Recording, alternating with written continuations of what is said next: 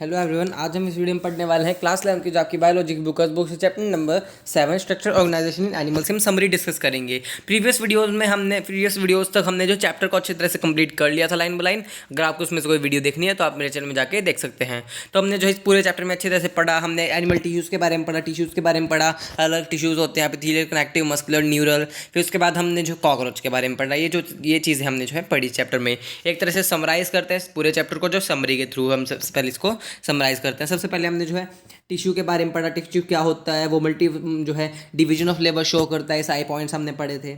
Cell, tissue, organ system split of the work in a way that ensures the survival of the body as a whole and exhibit as division of labour.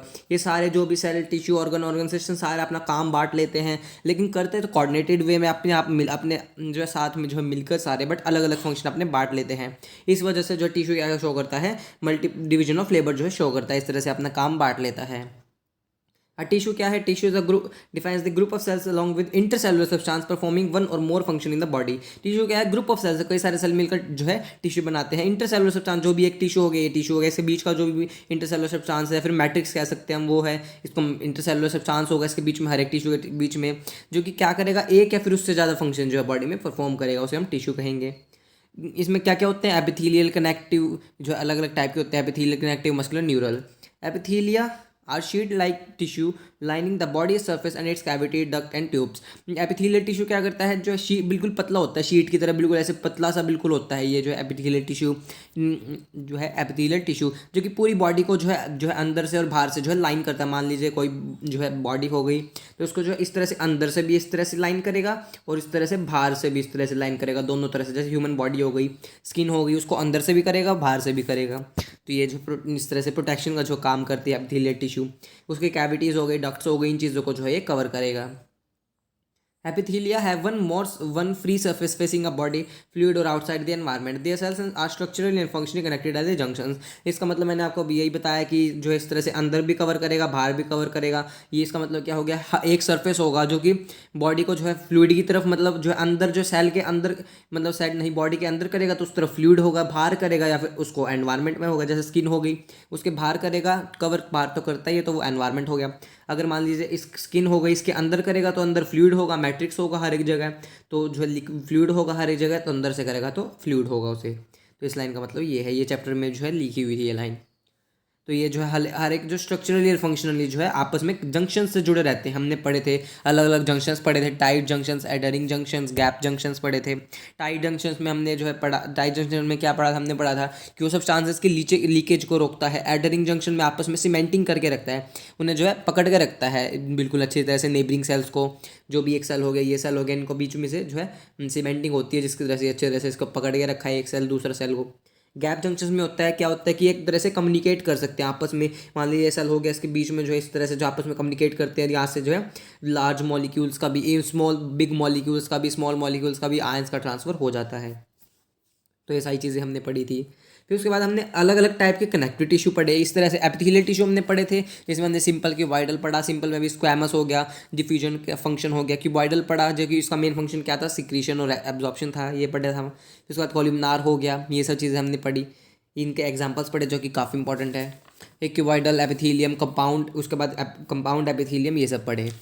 फिर connective tissue पे आ गए। Diverse type of connective tissue bind together, आपस में जुड़ जाते हैं कई सारे कनेक्टिव टिश्यू, आपने और सपोर्ट प्रोवाइड करते हैं, स्ट्रेंथ प्रोवाइड करते हैं, प्रोटेक्शन भी प्रोवाइड करते हैं। And insulate other tissue in the body. इसका मतलब है कि अलग कोई और टिश्यू, मान लीजिए वाला कोई टिश्यू हो गया बॉडी में, इसको भी जो एक तरह से सपोर्ट करेगा, उसको भी जो है प्रोटेक्शन देगा।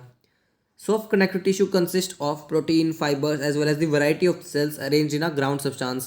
इसमें क्या होता है, सॉफ्ट कनेक्टिव टिश्यू होता है, जिसमें क्या होते हैं, प्रोटीन, फाइबर्स होते हैं, अलग अलग टाइप के जो है सेल्स होते हैं ग्राउंड सब्सटेंस में, ये सारी चीज़ें इसमें जो है पाई जाती है। ये मोस्ट अबंडेंट टिश्यू होता है, ये सारी चीज़ें हमने पढ़ी थी। और जो है स्ट्रक्चरल प्रोटीन्स होते हैं, जैसे जो हमने पढ़ा था, कोलेजन पढ़ा था, ये सारी चीज़ें इसमें जो है पाई जाती हैं। फिर उसके बाद क्या हमने पढ़ा, cartilage, bone and blood and adipose tissue are specialised connective tissue. ये तो सॉफ्ट कनेक्टिव टिश्यू थे। कार्टिलेज, बोन, ब्लड और एडिपोज टिश्यू ये कौन से हो गए, स्पेशलाइज्ड कनेक्टिव टिश्यू में हमने पढ़े थे। तो उसमें भी हमने कौन कौन से पढ़े, लूज कनेक्टिव टिश्यू पढ़ा, जिसमें हमने लूज कनेक्टिव टिश्यू में हमने कौन सा पढ़ा, उसमें हमने पढ़ा एरियोलर पढ़ा, जो कि स्किन के नीचे प्रेजेंट होता है डिपोज में भी स्किन के नीचे, जो कि फैट का स्टोरेज करता है। उसके बाद dense connective tissue, dense regular, जो कि इन रेगुलर फॉर्म में जो है आपस में लगे होते हैं, रेगुलर फॉर्म में लगे होते हैं, फाइब्रोब्लास्ट सेल्स हो गई, ये सारी चीज़ें रेगुलर फॉर्म में लगी होती हैं, ये सब पढ़ी हमने। और उसमें जो है इरेगुलर में होती है, इरेगुलर वाले में।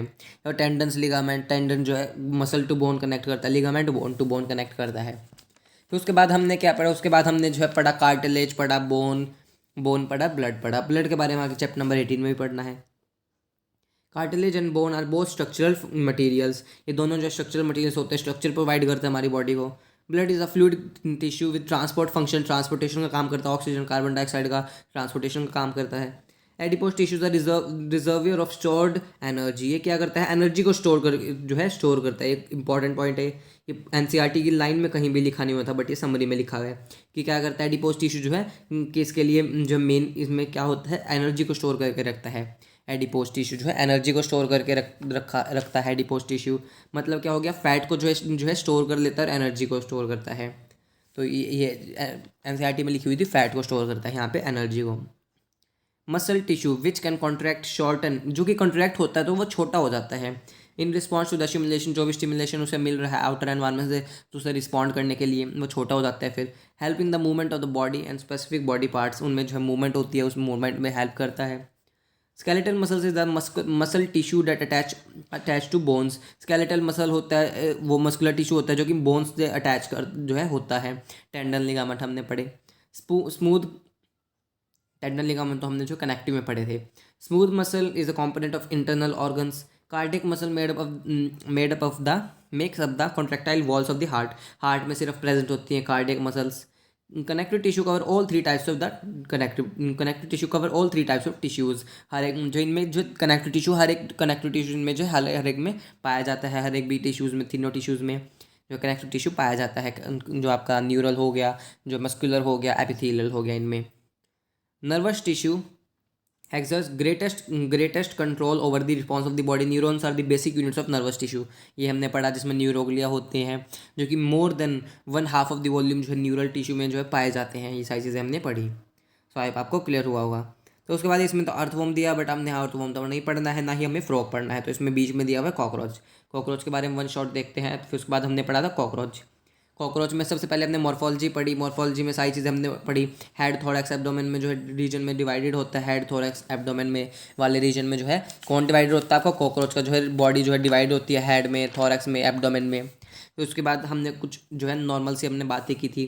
द बॉडी ऑफ कॉकरोच, जिसे हम कहते हैं पेरीप्लैनेटा अमेरिकानम, जो हम नॉर्मल स्पीसीज देखते हैं कॉकरोच की, Periplaneta Americana, is covered by chitinous exoskeleton. Chitin का बना होता है, एक्सोस्केलेटन से बाहर जो है हार्ड कवरिंग से जो है बंद होता है, वो कवर रहता है उससे।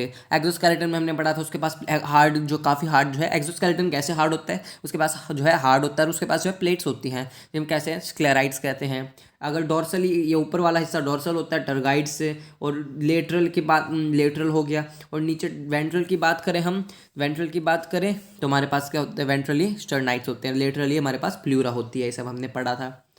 फिर उसके बाद it is divide into head thorax abdomen, head 3 regions में डिवाइड किया जाता है इसे। Segments bear appendages, jointed appendages, इनके पास अपेंडेजेस आपस में जुड़े जो है अपेंडेजेस, इनके पास जॉइंटेड अपेंडेजेस पाए जाते हैं, सेगमेंट्स पाए जाते हैं इनके पास। देयर आर 3 सेगमेंट्स, देखिए एनसीईआरटी में कहीं भी नहीं लिखा हुआ है ये, बट इसमें जो है 6 लिखा हुआ है एनसीईआरटी में, मतलब बीच में जो चैप्टर हमने कॉकरोच पढ़ा था 6 होते हैं, वो जो है निम्फ स्टेज का बताया हुआ है। 3 सेगमेंट्स ऑफ थोरैक्स, 3 सेगमेंट होते हैं थोरैक्स के। Each bearing a pair of walking legs, हर एक के पास क्या होते हैं, वॉकिंग लेग्स होते हैं, क्या होते हैं, वॉकिंग लेग्स होते हैं, हर एक जो है सेगमेंट के पास वॉकिंग लेग्स होते हैं। 2 pair of wings are present, 1 each pair of second and third segment, second और थर्ड सेगमेंट पर हर एक जो है विंग जो है प्रेजेंट होते हैं। ये काफ़ी इंपॉर्टेंट है, एनसीईआरटी में बीच में जो है कहीं भी मेंशन नहीं किया कि कौन से सेगमेंट पे जो है पेयर ऑफ विंग्स जो है प्रेजेंट होते हैं, इंपॉर्टेंट है। 2 पेयर्स ऑफ विंग्स जो है पाए जाते हैं, एक पेयर जो है हर एक पेयर जो है कहाँ पे पाया जाता है, सेकंड और थर्ड सेगमेंट में पाया जाता है। There are 10 segments in abdomen, abdomen में कितने होते हैं, 10 सेगमेंट्स होते हैं हमारे पास, और नीफ में हमें हमारे पास 12 जो है 11 होते हैं। एलिमेंट्री कनाल, उसके बाद हमने एलिमेंट्री कनाल पढ़ा, इसमें हमने सारी चीज़ें पढ़ी, हेड, थोरैक्स, एब्डोमेन, अच्छी तरह से डिटेल में पढ़ा। फिर एब्डोमेन वाले रीजन में काफ़ी सारी अलग अलग चीज़ें हमने पढ़ी थी जो कि आगे रिप्रोडक्शन में पढ़ी। फिर उसके बाद एनल स्टाइल जो कि सिर्फ मेल में पाया जाता है, फीमेल में नहीं पाया जाता। फिर उसके बाद एनाटमी हमने स्टार्ट करी, उसमें एलिमेंट्री कनाल का सबसे पहले हमने पढ़ा। Elementary kanal is well developed with a mouth surrounded by mouth parts, mouth होता है उसमें जिसमें माउथ पार्ट्स काफ़ी अलग अलग जो है होते हैं उनमें। फेरिंग्स हो गया, फिर उसके बाद इसोफेगस में जाएगा, क्रॉप में जाएगा, फूड को स्टोर करता है, गिजार्ड में जाएगा, ग्राइंडिंग में हेल्प करता है, मिड गट में, हाइंड गट में और एनस में, मतलब मिजेंट्रॉन में मेल्फिजन ट्यूब्यूल्स होती हैं उसमें। फिर जो उसके बाद मेल्फिजन ट्यूब्यूल्स भी पाई जाती हैं, एक्सक्रीशन में हेल्प करती हैं, इलियम, कॉलन, रेक्टम, फिर एनस से जो है बाहर निकल जाएगा फिकल मैटर। ये सारी चीज़ें हमने पढ़ी इसमें देखिए लिखा भी हो, hepatic caeca are present at the junction of foregut and midgut के जंक्शन पे जो है हिपैटिक सिक्के प्रेजेंट होते हैं, फॉरगट और मिडगट के जंक्शंस पे। Malpighian tubules at the present junction of midgut and hindgut and help in excretion. ये वाले तो फॉरगट और मिडगट पे, और ये मिडगट और हाइंड गट के जंक्शन प्रेजेंट होते हैं माल्फिजन ट्यूब्यूल्स। ये भी हमने चैप्टर को पढ़ते वक्त अच्छी तरह से देखा था। फिर उसके बाद आगे देखते हैं, फिर उसके बाद में ब्लड वैस्कुलर सिस्टम हमने स्टार्ट जो है पढ़ा था। उसके बाद blood vascular system, pair of salivary gland is present near crop के पास जो है पेयर ऑफ स्लाइवरी ग्लैंड्स भी जो है प्रेजेंट होती है। स्लाइवरी रिजर्वियर भी होती है, एलिमेंट्री कनाल की बात करें अभी, जो कि स्लाइवर स्टोर करती हैं। उसके बाद blood vascular system, blood vascular कैसा होता है, इनमें ओपन टाइप होता है, हमने साइनसेस पढ़ा था, ऊस्टिया पढ़ा था, जिनके थ्रू जो है ओपनिंग होती है, आर्ट में ब्लड आता है, फिर साइनसेस जो है ओपन स्पेस में जो है चला जाता है, फिर इसी तरह से प्रोसेस चलता रहता है। फिर उसके बाद हमने जो है रेस्पिरेटरी सिस्टम, रेस्पिरेशन पढ़ा, जो है ट्रैकिया के थ्रू होता है, उसमें जो है स्पायरेकल्स इस तरह से जो है इनमें स्पायरेकल्स पाए जाते हैं इस तरह से, जिनके थ्रू जो ऑक्सीजन जो है एंटर होती है। फिर उसके बाद स्पायरेकल्स के थ्रू आगे ट्रैकिया में, ट्रैकिया आगे फर्दर डिवाइड होती हैं टिश्यू के साइड पे, स्पायरे जो है ट्रैक्यूल्स में। ये सारी चीज़ें हमने पढ़ी।